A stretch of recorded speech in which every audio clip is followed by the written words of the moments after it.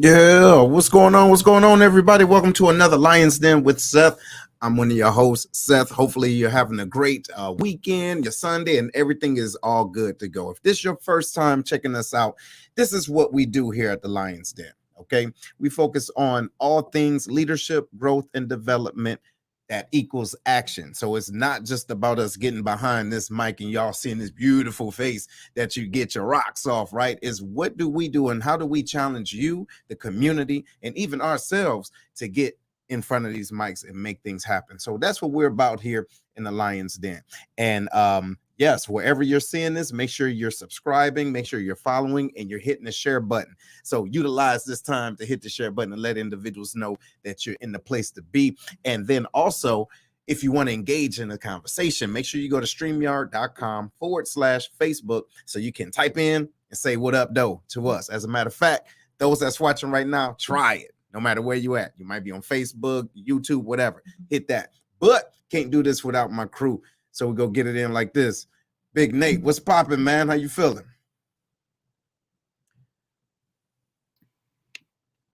I'm doing well. How you doing? You good? What's going on, man? What's up with that?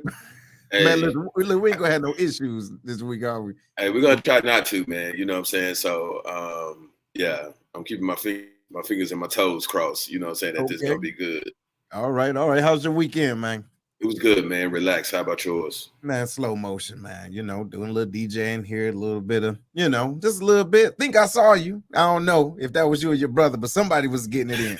Okay. Somebody was getting it in with a little bit of that num juice in their system, but we're gonna leave that alone. Big Larry, what's popping, man? What's happening? How y'all feeling, fellas? It seems like it's been a couple weeks. Yeah, it seemed like, but you know, everybody have family reunions and everything, but everything is good, man. So how's the what's that team that St. Louis used to have? I know they ain't got no team. Stop it, man. See the fucking Lions get one win and we start feeling like we overconfident right now. Look at him. Boy, did he turn up? Are you serious? One win. Good grief. My Lord, look at him. Hey, we got the same record, 1-1. Say what? What'd you say? We 1-1, man. Don't start getting all freaky out there. You know what I'm saying? Look at him. 1-1. Hey, well, listen. Hey, you on the right team. You wearing the Lion shirt. Yo, Big Herm, what's popping, bro? Boy, I got a couple of things to address, man. First thing, stop telling everybody you got a beautiful face to get their rocks off on. Yeah, first of all, that's the first thing. I can't help it if people follow this beautiful.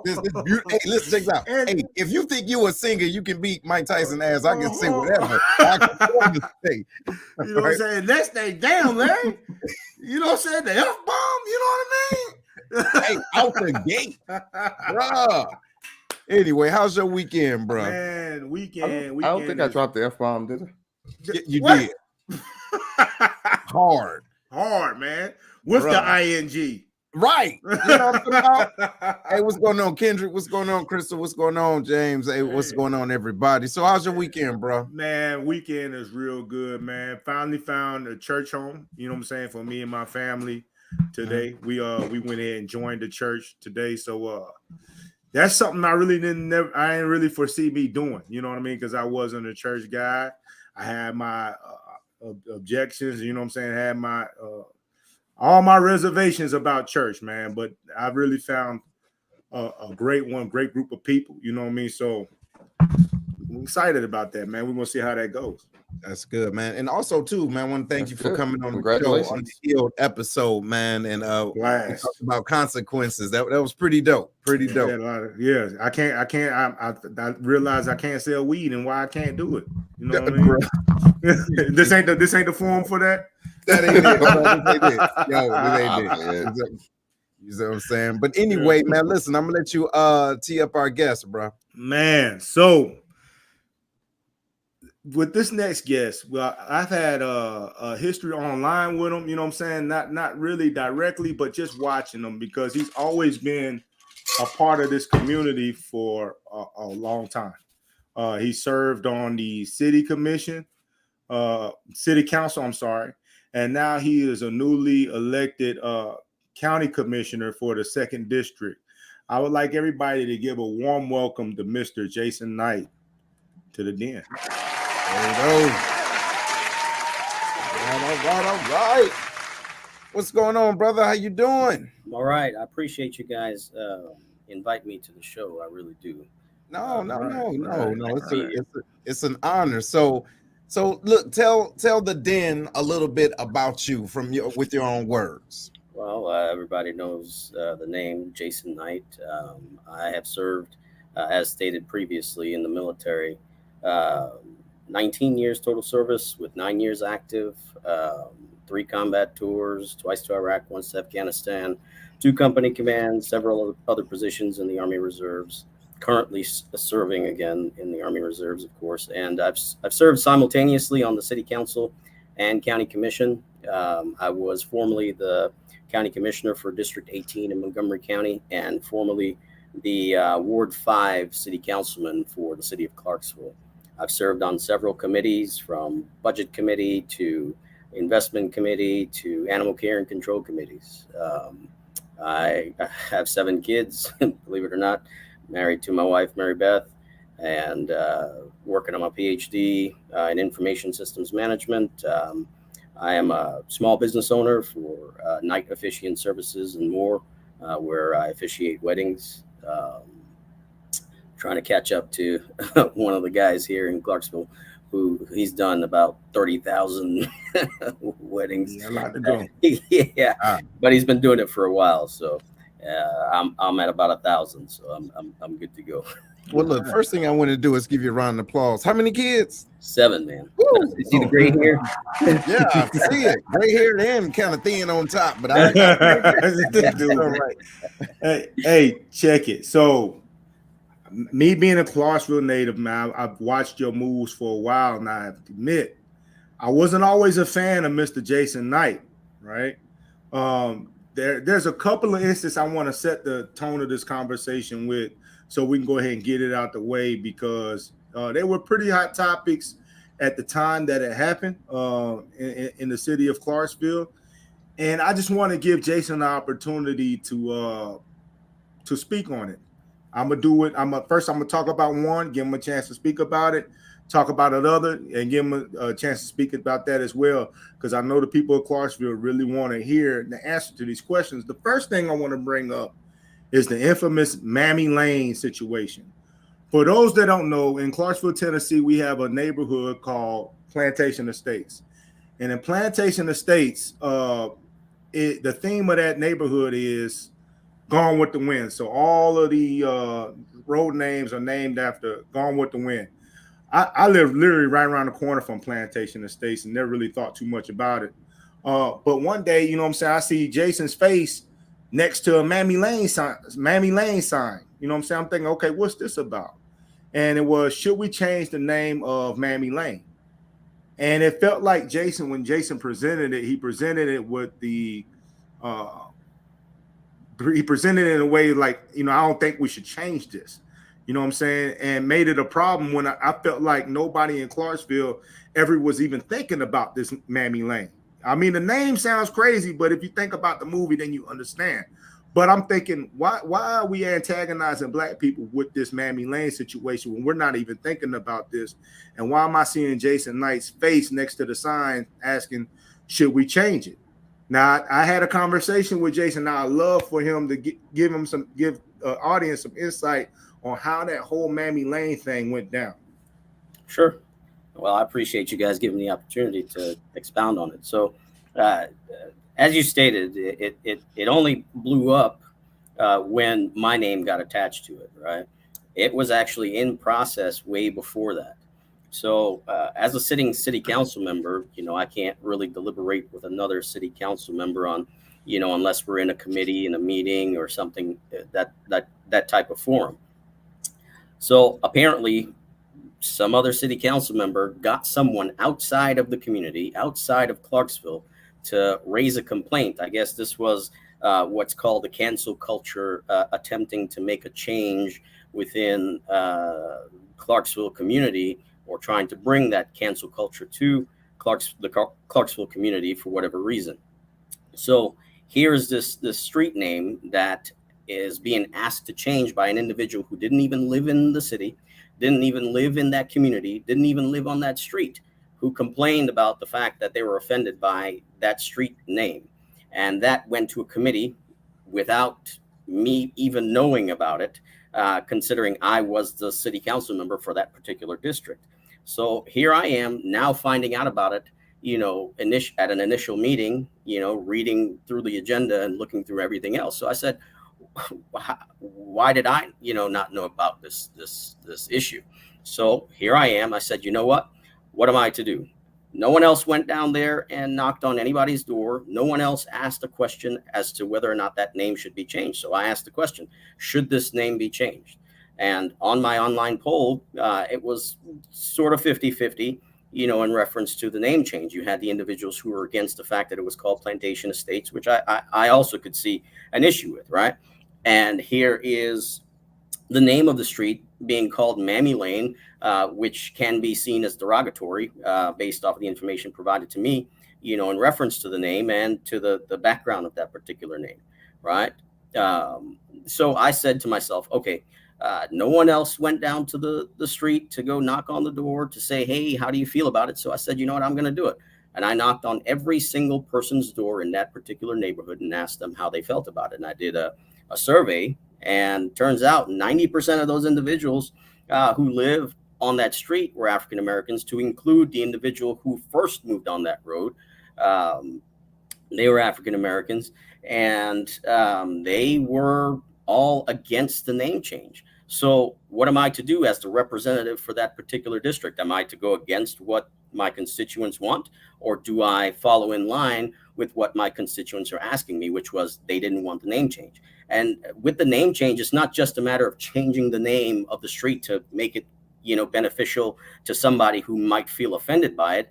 Changing the name, there's financial constraints that go along with a name change for a particular street, to include if that individual who lives on that street runs a business from out their home, well, guess what? All the documentation has to change, right? Who's paying for that?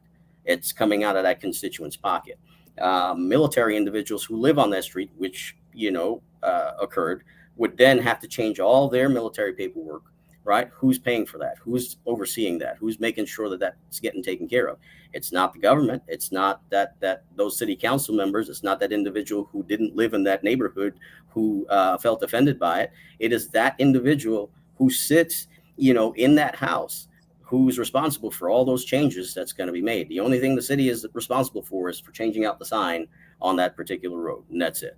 So, and that's pretty much the background of what occurred. So it became a whole big thing when an African-American, me, decided to say, hey, don't change this name. But nobody was talking about the fact that 90% of the individuals who lived in that area, right, one, didn't want the name change, and two, I was the only city council member to actually go and knock on those doors and talk to those individuals. Only one. Nobody else, not even anybody else who was against it, who weren't city council members, who said, oh, okay, well, I hate this guy because he's against African Americans, blah, blah, blah. Did they go and ask anybody? No, they didn't do that. I was the only person to actually go out and talk to those individuals and commune with them and, find out how they felt about it. And they didn't want the name change. And that's essentially what occurred, to be quite honest with you. Wow. Yeah. And I could dig that. So, and then I got one more thing, and then I'm gonna open the floor, fellas, to ask some questions about this stuff. Another big thing, a little bit more, in my eyes, a lot more serious, And it looked real wild to me. You know what I mean? It looked real wild to me. I was like, at this point, I'm like, man, damn this Jason Knight dude. You know what I mean? I don't know what's going on with this cat, but it's like he's always on the side against black folks, right? You know what I mean? So we had a superintendent of schools here that was getting paid an amount that was a little bit less than six figures, right? And then it was time for I guess new budget was about to come out, and his raise was being reported to being jumping from a little bit under six figures to now over $200,000, right? Now, mind you, his predecessor got paid that, or at least around that, at the time when he was when he had the chair, and similar counties superintendent of schools also got paid the same amount that the former superintendent of schools was asking for. But it seemed like most of Clarksville had a whole bunch to say about it because they saw the picture of this man. He was a black man. Name was Mr. House, right? Mr. House is gone. He took a job down in Texas. And now we have a new person coming in, sitting in the seat. It was a white woman who is now getting paid a little bit less than what Mr. House originally asked for. And it's like nobody has a problem with it at all, right? That looks crazy. And then at that time, it felt like, well, no, at that time, it seemed like the person that was beating the drum against Mr. House was Mr. Jason Knight. You know what I mean? It's like he was the poster child for this man don't deserve this money. You know what I'm saying? When it like everybody else was getting that money. So from your point, from where you were sitting, Jason, tell me what you were seeing and why you took that stance against Mr. House. Absolutely. So again, there was a lot of misinformation going around in reference to that situation. Millard made well over six figures at the time. I think if I recall, he made like 190,000 or something to that effect for that particular seat. Then came the resolution with the budget to where he was asking for personal pay for the position he was asking for. I believe it's been a while now, so don't quote me on the numbers. You can go back and take a look at the definitive numbers, but something to the effect of like $245,000 or $250,000 a year for his pay, but for his office as a whole, which included things like pencils and paper and raises for secretary, raises for the secretary's secretary, and the whole nine, in the amount of $900 and some odd $1,000. So close to $1 million pay raise is what was being asked for his office as a whole, right? Now, there was some stipulations from what I understood, for him coming into the position, and he did not have a doctorate. Most people were going around calling him Dr. House, and he's just Mr. Millard House because he didn't have a doctorate, which went along with, I guess, essentially his initial contract with coming into the position. So I don't know about you, but if I'm going to a job interview, and my boss to be is going to be looking at my particular skill set, and they're going to be looking for particular qualifications in order to give me a commensurate pay associated with that particular position. Now, that, to me would be fair. Now, you can't come in and then request something and you don't have the thing that was stipulated upon at the beginning, right? That just doesn't make any sense to me. I'm not going to pay you for nothing. I'm not going to give you, my dad always taught me, you don't get something for nothing. One. All right. Two, here is a pay raise that is coupled with teachers' pay raise that's provided by the state, not by the county, not by the school system. It's a state pay raise that was coupled with his pay raise to make it look like, hey, look at me. I need a pay raise, and I'm also providing a pay raise, for my teachers, when in fact that didn't occur, right? And regardless of comments of him, being grossly underpaid, that's what the stipulation. He came into that position with that understanding, with that notion understood.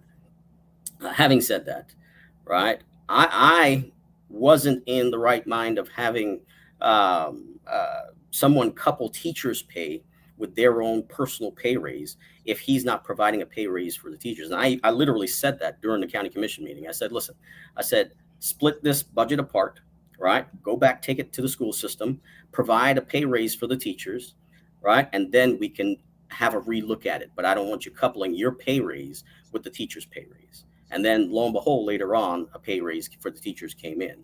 So just looking at it from that perspective, being a leader and having served in a company command position, I'm not going to take care of myself before I take care of my soldiers. That's like the wrong thing to do, to be quite honest with you. And here you have an individual who wanted to take care of himself before he took care of his teachers. Right now, our teachers are grossly underpaid.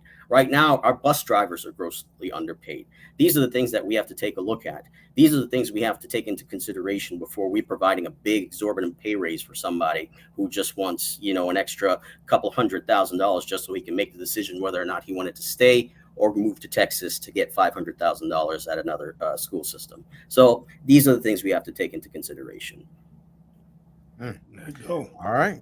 There it is. Well, ladies and gentlemen, so we just went through a deep dive, real deep dive about hopefully clearing some air about Mr. Knight out there. And you know what? It doesn't even matter what you say. People are going to keep their whatever views and their perspectives about you. But hey, keep soldiering on. It changed mine. I ain't gonna lie to you. Yeah. It changed mine. So go ahead. So yeah, that's what it is. All right, Big Larry, you good? You wasted some stuff. Spit on yourself. You good? I did, brother. You didn't have to pull it out and tell. There you go. No, you started wilding first thing this damn morning. Go ahead. You got it. And now he's muted. I don't know what's going on. Good grief. We can't hear you, bro. I'm not muted on my end. We can hear you now a little bit. Go ahead. I don't know. Yeah. If y'all can hear me, so my question was to you is I know you said you were still reservist on the reservist side, and you're an active politician. So can you talk about the complexity of those two when you're actually in uniform and out of uniform? How does that affect your unit that you command? Well, so long as I'm not in uniform while exercising politics, there's no constraints or no issues. Everybody knows about the Hatch Act, Little Hatch Act, Big Hatch Act, and the whole nine. So long as I'm not in my military uniform, which you don't see, when I'm having one hat on, I got that hat on, and when I have the other hat on, I have that hat on. Okay, very good. Gotcha. I guess I was referring to more so if some of your units, like you hear small, well, maybe because you command and you probably don't, but within your unit, do you hear the small talks of your soldiers talking about whatever it is that's political that shouldn't be discussed within the realms of that's really, as a company commander, I don't get involved in that weeds. If I do hear something, then I would let the first sergeant or the senior NCO who's in charge at the time, let them know what's going on, and then they'll take care of the situation right then and there. So, Okay. Wake up, Nate. Yeah, I'm here, brothers. So with your background and your years, serving on council, what continues to feed you? Why you continue doing what it is that you do, and what has been your toughest moments during your time? So, regardless, and you guys know, I've received a lot of blowback from some people in the community. It's not everybody in the community, but the thing that keeps me going, regardless of the situation, is service to community, and the fact knowing that I live in my community. I don't live apart from it. I don't, say, well, I'm serving here just to, push a button or to do X, Y, and Z or to help out this situation. The purpose, I have 7 kids, you know, and they all attend schools here within Clarksville, Montgomery County. They all, you know, play here in Clarksville, Montgomery County, you know, so this is my community. So I want to make sure that I make the community, you know, about as good, safe, and, you know, exceptional for me to live here and for my children to live here. And some of the biggest challenges has already been mentioned, you know, when here you are as an African-American Republican, you know, trying to trailblaze. As a matter of fact, I'm the first African-American Republican to hold 2 elected offices in the entire United States of America simultaneously. But nobody's talking about that stuff. But here we are talking about stuff like Mammy Lane. Here we are talking about stuff like, you know, Millard House's pay raise, when we should be talking about, hey, look, you have a trailblazer, an African-American here within our community, but nobody's paying attention to that stuff. Nobody's talking about that stuff. Nobody talks about the fact that, you know, I tried to get passed on the city council Emancipation Day. You know, nobody's talking about that stuff. So here we are, you know, talking about things like a street name change, or talking about things like somebody's pay raise. So those are my big challenges. Do you feel like the So- reason why individuals aren't talking about it is because your own organization or your own committee is pushing out that information for individuals to know? And then sometimes when you get into the political realm, understand that, you know, sometimes longevity, you know, may serve as a handicap too, because there may be other new ideas or initiatives or whatever that may be overseen or whatever the case may be. But why aren't those things being discussed? Why do you feel like that's why people in the community are making that relevant? Well, to be quite honest, you have individuals that may not agree with the fact that, you know, I'm African-American and Republican.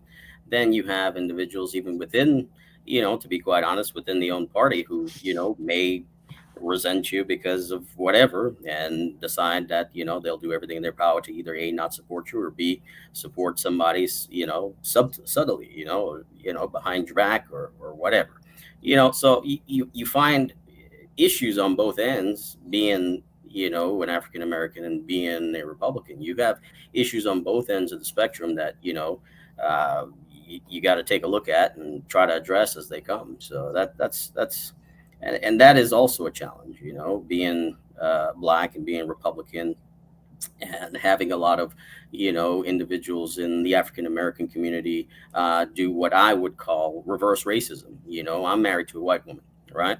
And I've had individuals who have said less than desirable things, you know, about my wife, posted things about me.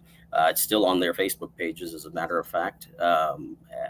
And, you know, I just go about my day. I don't worry about it. I don't stress it. I don't, you know, I've had people send, you know, feces to my house, you know, which, you know, kind of upset my wife and upset my family. And we, you know, we moved because of it, you know. So it's things like that I have to deal with, versus individuals, you know, trying to bring up an African American. Here they are trying to bring them down. So here, the same individuals that talk about how they are strong African Americans in the community and they support African Americanism, et cetera, when in fact here they are bringing down strong African Americans within our community. Does that make sense?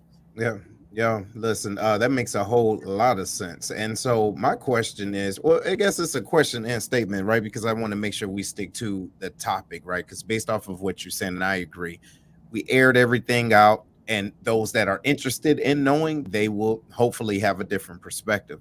But what I want to ask you is, what do you think outside of your you know, your own personal lifestyle, what you look like, right? Let's get to the facts of the big picture. What do you think are the contributing factors to voters voting suppression, right? What do you think it's stopping you, right, or holding you guys up, or holding the community up where you are right now? So there's a full misconception about what voter suppression is. Most people think that getting an ID card is voter suppression. That's not voter suppression. That's voter security. That's making sure that your identity isn't stolen, you know, when you go to the voting booth, you know. And so, you know, because you'll have on both sides, oh my God, this person is this because of that, and this person is this because of that, and that's why we should do this before we go out to vote, right? So having an ID card ensures that you, the individual, is who you say you are when you go out to vote, right? That's one. Two, another means of ensuring that there's not a barrier to voting is voter information, and that is important. To be quite honest with you, we have a limited amount of information provided to us for one, who's in an election, right? Who's running, what they're running for, what's their platform, what's their background. We don't get that full information. We have only a limited resources as far as media outlets that can provide that information, especially here in Clarksville. As a matter of fact, I read an article here not too long ago about Stewart County saying, hey, we need to do something. I believe it's Stewart County that's saying, hey, we need to do something, right now about our voter turnout, because Clarksville, Montgomery County by itself, has a very extremely low voter turnout. As a matter of fact, the state of Tennessee as a whole is like the second or third lowest when it comes to voter turnout. So what can we do to ensure that, constituents are going out to vote? What can we do to get these individuals out to vote? It's all about voter education. I know living out in California for a bit, they had information where, they would provide a booklet, with names of individuals who were running for a particular election, and you'd see their background, see some information about them, etc. That would be one method. I'm not a big fan of some of the things that go on in California, from tax increases to whatever, but there are some aspects of what they do to edify the voters that we could potentially implement, for defeating any barriers to voting. So, Okay. All right. Look, we appreciate that. Hey, Herman, we got this question. You ready for it? Yeah, I see it. All right. Here we go. So from Lily Wilson said, what can be done by the Republican Party to better align Black community interests with the party's goals? There seems to be a lack of information provided on how the party can better serve. Oh man, this question really bothers me, but I'll let you answer it. Well, I get what she's trying to say, and I think by supporting, good, strong African American candidates, who can help change the face of the Republican Party to help edify the African American community, as far as one, the values instilled within the Republican Party from the past to now. Most people don't know that the Republican Party is actually the party that helped to emancipate slaves back in the day. Most people don't know that here we are, as African Americans supporting, and I'm not talking bad about any party, that's not what I do, but here we are supporting the Democrat Party, when in fact they're the ones that helped to ensure that they solidified the concept of slavery, versus the Republican Party, who helped to emancipate and free slaves. So these are the things we need to look at. These are the things we need to take a look at in the Republican Party, and help to edify and educate the African American community about, to ensure that they understand the differences in the party. Yes, there are subtle changes over the course of time, but the true essence of what the Republican Party stands for, the true essence and root of the Republican Party, still stands true to today, to be quite honest with you. But it's about hearts and minds, though. It's like how we fight wars, right? You know what I'm saying? We could talk about education and all that stuff, but if the Black community doesn't feel like this party cares about them, the amount of education is not going to matter. You know what I mean? So one thing I do give Democrats credit for is they make it feel like Black people are a priority, knowing right after the election they tossing them right out the window. You know what I'm saying? But they make it feel like, you know what, I'm gonna put hot sauce in my bag. I'm gonna do whatever I can, you know what I'm saying, to make you feel like I'm part of the team, when Republicans will ignore Black people altogether. You see what I'm saying? So it's when we talk about war in Afghanistan and Iraq, when we go over there, the main mantra kicked to me was hearts and minds. You know what I'm saying? But it doesn't feel like that when it comes to this political war. It's like you have one party doing all they can, reciting all the rap lyrics they can, and then you got the other one that's completely ignoring. Well, even the one that looks like they're paying attention to them, that's just an illusion for votes. So, I tend to look at fact. I don't let the illusion, blind my eyes from truth, and just what they say, you, in order to know where you're going, you got to know where you came from. Well, that stands true when it comes to a party affiliation. If you know the truth, and you've read the history and you've known the true history, then no illusion is going to blind your eye, no matter how, the perception may be, even though some may say perception is reality, but I also say reality is reality. So it is what it is. All right. Good one. Hey, so Mr. Knight, I hear it all. I hear all the rhetoric. I'm listening to you and I hear it. But as a Democratic person now, somebody listening and they're truly Democratic. Yeah. Can you explain to me why it is so hard for the Republican Party to relate to the African American community or the minority community as a whole? Right? We talk about what the Democrats do, how they play the game, and then once they elected, they ignore all that. Talk to me about why it is that the Republican Party seems to just ignore the minorities altogether, not even try and get their votes and just brush them off, which is why I think the reason why we talk about the importance of voting and lack thereof, depending on what demographic you're looking at, is because one party seems to spark our interest once election time happens, and then the other party seems to be way off to the right. So how can we combine this to where equal parties like Democrat and Republicans are speaking the same language or some sort of the same language, to where it's like, you know what? Damn, I think I'm more Republican. Okay. Well, you broke up a little bit, but let me start by answering your question with another question. Where are you getting your information from?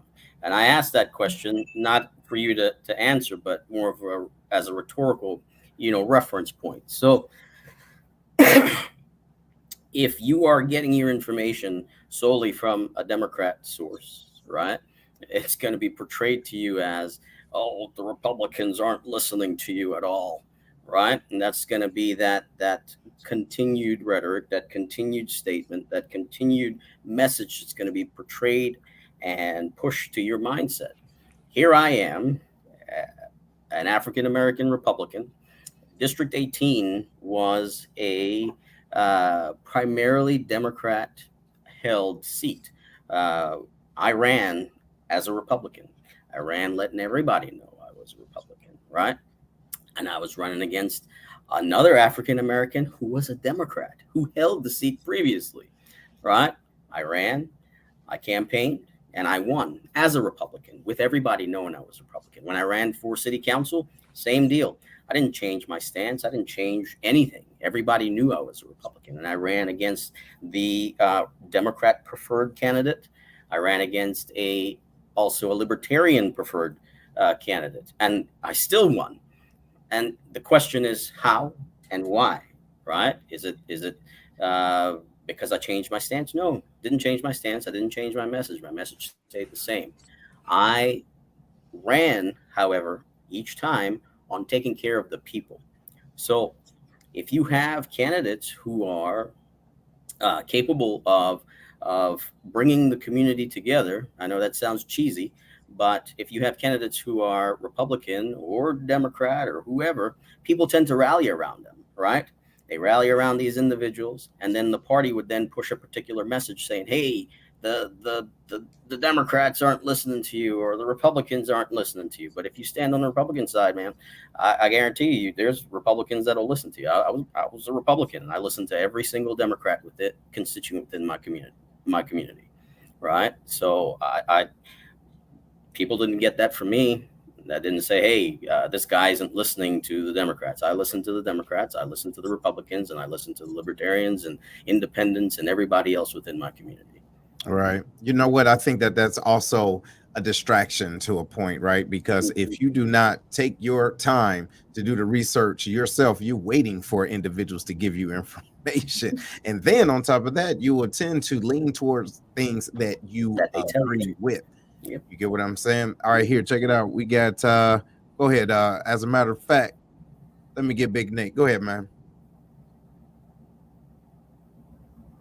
No, I think mine is more of a statement than anything. I think that, the country as a whole has just become so mundane in the day-to-day, political viewpoints of, both parties that we have right now. I mean, when, literally, I hate to say this, when promises are being made and, those promises aren't upkept, and we don't see the change and the commitment to the communities that need to take place. Again, this is more of just a statement. I think it'll become more and more. You'll continue to see the same results over and over and over again. I wonder, will there ever be, a mixed party affiliation, as we move forward? Yes, there are certain members, at the top. We have, our Republican, or we have our Democratic, and then within the seats itself, there's splits across different states. But party as a whole, I wonder, will there ever be a mixed affiliation, to where both sides, can have matters, combined, if that makes sense. But that's just more of a statement. I don't really have a question. Yeah, that's something to think about. Now look, check it out. Here's a question or statement by Miss Lily Wilson. She says the news sources available to both parties work to divide, not educate. Even highlighting shared family and work values would tie in the the commonalities between Republicans and the AA community. All right. Now, why isn't this being done more? Why not highlight the lack of progress being made by sticking with one party over another? What you think about that, brother? Well, I think we have a lot of rhetoric, as stated before. You got, and people tend to focus more on federal politics. They focus on the, Congress and the Senate, and, who's running for president, who's not running for president, and all that good stuff. When we need to start focusing less on that, yeah, they affect us. But what we need to focus on more is our local politics. We need to focus on who's running for our school board, who's running for our city council member, who's running for our county commission, who's running for state. These are the things that affect us on a daily basis. I mean, we worry about, funding for school. Case in point, we had the school board director wanting a pay raise. Everybody's going crazy. But nobody cared about that before, right? Nobody cared about that before until I made a big deal out of it. Nobody cared about how much money he was making or not making until I made a big deal out of it. Nobody paid attention to it at all. So these are the things we need to focus on. So regardless of the media, regardless of, the situation, we shouldn't get, again, goes back to the concept that I brought up about the illusion. Don't get caught up with the federal illusionary politics that kind of tend to pull us either to the right or to the left so that they can get funding and they can continue to stay in office. Some of these guys have been in office for 30 years, 40 years, and still continue on in those seats, and then we wonder why things haven't changed, versus you have individuals who run for city council or county commission, and it's hard for them to raise money.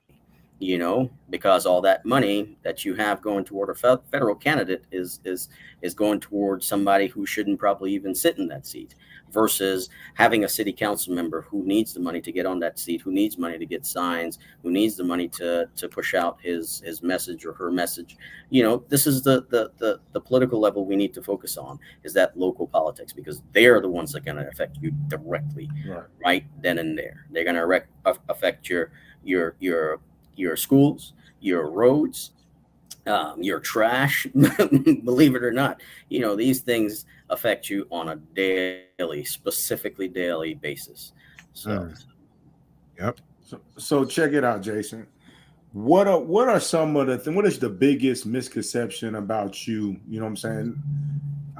being a conservative and all that, when people like me who only see you on social media, you know what I mean?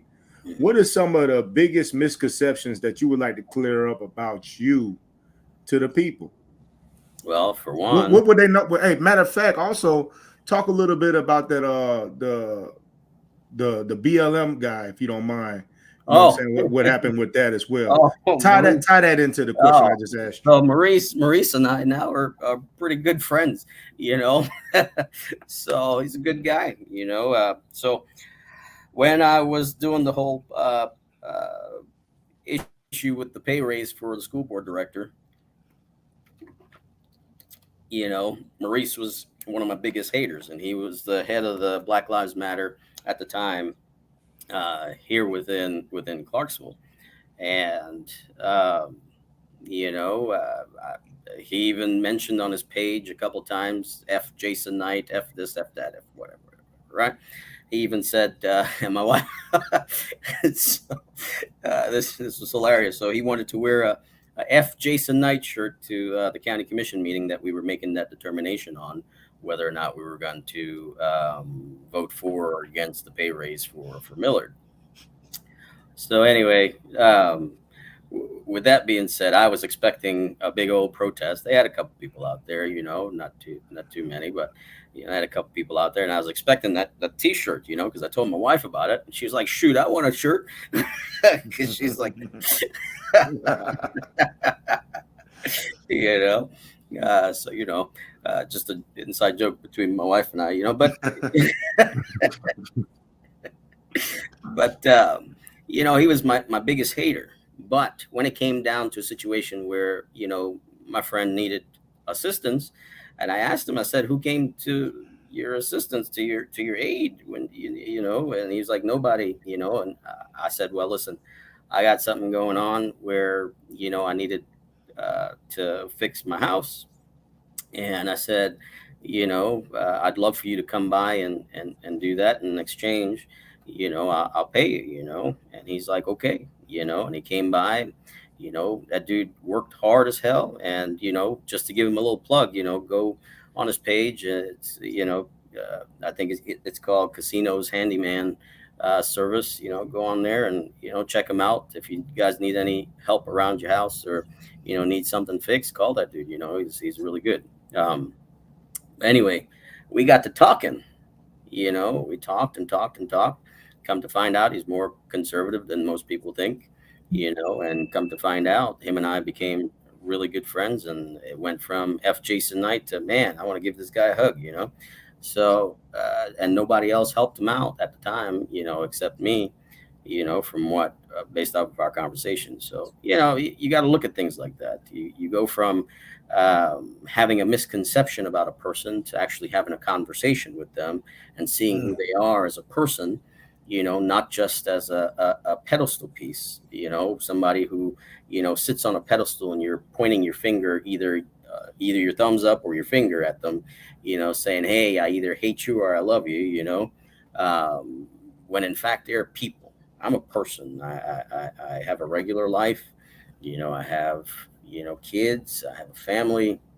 I go to church, Living Hope Church, you know, right by Exit 11 on Sango. You know, I do some of the same things that everybody does as regular people. I use the bathroom just like the average person, you know, put my pants on the same as everybody else. You know, I get tired, I get exhausted, you know, but I still keep going, you know, regardless of the situation, you know. So the misconceptions are there, right? But the truth is, at the end of the day, we are all people. And if somebody wants to know anything about me, all they have to do is pick up the phone and give me a call and talk to me. And then they'll find out exactly who I am as a person.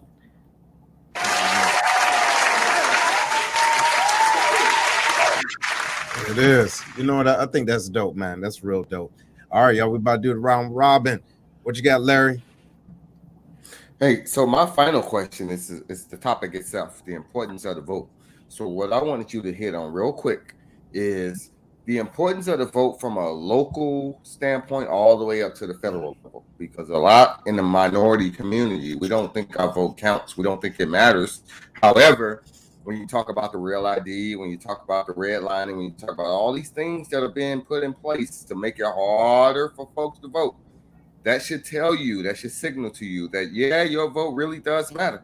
And as it's part of the reason why they're making it so hard to make it, eligible for individuals to vote. Thoughts? Okay, absolutely. So your vote does matter from the federal level all the way down to the local level, but especially at the local level.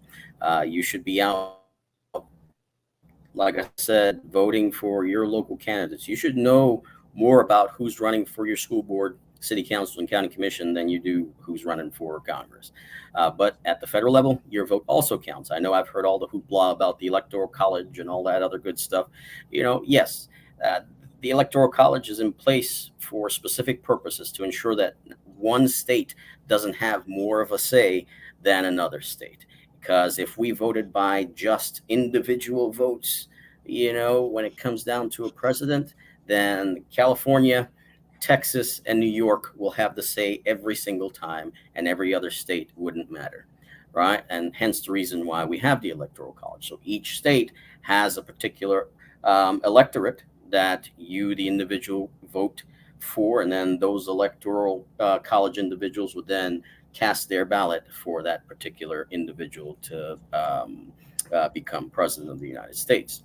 But each individual vote counts. Every single vote counts. So I hate hearing the fact, and hate is a strong word, but I hate hearing the fact when people say, my vote don't count, so I ain't voting. Well, that's the reason why we're still stuck in the situation that we're in. This is why we have this person as a president, or this is why we have this person as a congressman. This is why we have this person as a senator. This is why we have this person as a county commissioner. Matter of fact, when I was knocking on doors running for county commission, I knocked on one guy's door, African-American dude. I went to his door like 3 times. And this guy every time would tell me, well, my vote don't count, so I'm not going to go out there and vote. I said, your vote can mean the difference, especially on the local level. It can mean the difference. That one vote, if you're down to, 50-50, you could be that 51 vote cast for that individual who should win that particular election. So yes, everybody's vote counts. Every single vote counts. Every individual that goes to the ballot, their vote counts. Matter of fact, my mother just got her citizenship here not too long ago and was able to cast her ballot for me, when voting for the county commission seat. And she voted for other races as well, but she just wanted to be able to vote for me for the first time. I'm about to tear up, but that's what's that's dope. Yeah.